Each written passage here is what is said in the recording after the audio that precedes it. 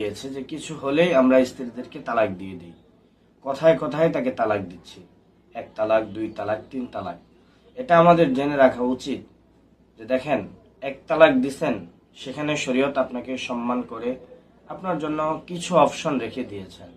2 তালাক দিছেন, আপনার জন্য অপশন আছে, কিন্তু 3 নাম্বারের সময় আপনার কোনো অপশন নাই।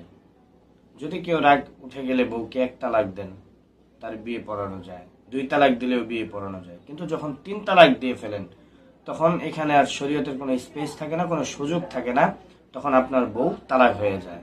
আর ওই বউকে যদি আপনি রাখতে চান, তাহলে অবশ্যই আপনাকে হিল্লা দিতে হবে, আরেকজনের কাছে বিয়ে দিতে হবে। অনেকেই এরকম জানেন যে বিয়ে বয়স্ক মানুষের কাছে দিলেও হয় না। আপনার বউ যখন হিল্লা দিতে হয়, বউকে যদি হিল্লা দেন, তখন এইরকম লোকের কাছে হিল্লা দিতে হবে যে কিনা আপনার বউয়ের সাথে সহবাস করার মতো ক্ষমতা রাখে।